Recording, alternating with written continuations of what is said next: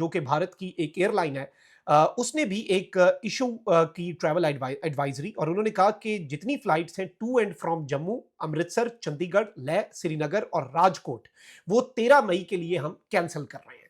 यानी ये travel advisory जो है ये ऑफिशियली उन्होंने जारी की, भारतीय मीडिया ने इसे रिपोर्ट किया और कहते हैं कि in the light of latest developments and with your safety as our utmost priority, flights to and from Jammu, Amritsar, Chandigarh, Leh, Srinagar and Rajkot are cancelled for 13th मई। यानी आज के दिन के लिए बाजाब्ता तौर पर ये बात कर रहे हैं कि हमने ये फ्लाइट्स जो हैं ये कैंसिल कर दी हैं और इसमें आपकी सेफ्टी जो है वो वजह है, और जो इस वक्त कंडीशन बन चुकी है।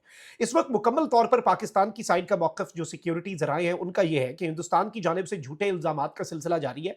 भारतीय मीडिया लाइन ऑफ कंट्रोल पर पाकिस्तान की जानिब से ड्रोन्स की खिलाफ वर्जी की मनगढ़ंत और झूठी खबरें चला रहा है। पाकिस्तान के किसी भी ड्रोन ने सरहद या लाइन ऑफ कंट्रोल को पार नहीं किया।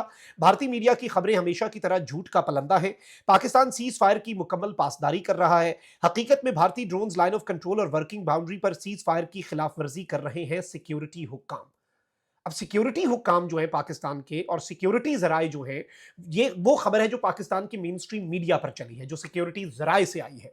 इसका जो आखिरी नुक्ता है वो ये है कि हकीकत में तो भारतीय ड्रोन्स लाइन ऑफ कंट्रोल और वर्किंग बाउंड्री पर सीज फायर की खिलाफ वर्जी कर रहे हैं, और सीज फायर और लाइन ऑफ कंट्रोल और जो वर्किंग बाउंड्री इंटरनेशनल बॉर्डर पे उसके करीब वो अपनी फ्लाइट्स कर रहे हैं, और इल्जाम जो है वो पाकिस्तान पे लगा रहे हैं। यानी एक चीज याद रखिएगा, अगर ये अपने ड्रोन्स जो है वो एलओसी के ऊपर और इंटरनेशनल बॉर्डर के ऊपर उनकी मूवमेंट बढ़ा रहे हैं, और जैसे हमने देखा कि पाकिस्तान पर जो इन्होंने एक नाम निहाद ऑपरेशन सिंदूर किया, उसमें भी उससे पहले इनके जो तैयारे हैं वो एलओसी के करीब जो है वो अपनी परवाजें कर रहे थे। फिर अगले दिन इन्होंने ऑपरेशन सिंदूर किया जो कि जिसमें इनके राफेल भी गिरे और फिर इन्हें उसका खमियाजा भी भुगतना पड़ा।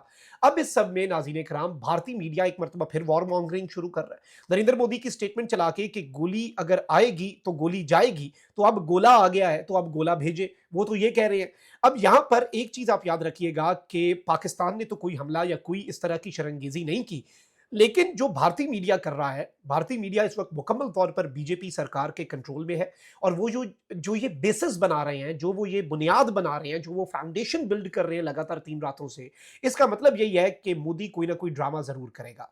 अच्छा, अब यहां पर एक और इंटरेस्टिंग चीज कि इंटरनेशनल कम्युनिटी का प्रेशर है। नरेंद्र मोदी सोर्सेज से जितनी मर्जी खबरें चलवा ले कि जी कोई हमें ट्रेड की धमकी नहीं मिली, कोई हमें ट्रंप एडमिनिस्ट्रेशन की तरफ से तड़ी नहीं लगाई गई, ये हो गया, वो हो गया, फलां हो गया, ढिमका हो गया। हकीकत तो सबको पता है, हकीकत से तो अब कोई मफर नहीं है।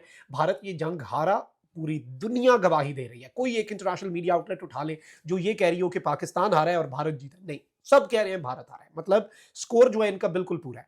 और वही होता है ना कि हम तो कहेंगे हम जीते, भारत कहेगा भारत जीता। हमने इंटरनेशनल ऑब्जर्वर्स को देखना होता है, हमने डिफेंस एनालिस्ट्स को देखना होता है, और सब कह रहे हैं कि भारत को जो फेंटा लगा है वो तारीखी है। और जाहिर बात है इस वक्त ये हजीमत का शिकार है नरेंद्र मोदी, और मैं ये बात बार बार कर रहा हूं, ये याद रखिएगा।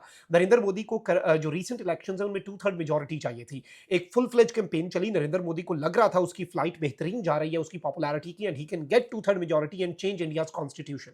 लेकिन नरेंद्र मोदी ये कर नहीं सका, और जब नरेंद्र मोदी ये कर नहीं सका तो उसकी टेक्निकली जो एक्सपेक्टेशंस थी, ऑल्दो वो वजीर आजम बनने में कामयाब हो गया, लेकिन वो नाकाम हुआ। उसका ग्राफ ऐसे जा रहा था।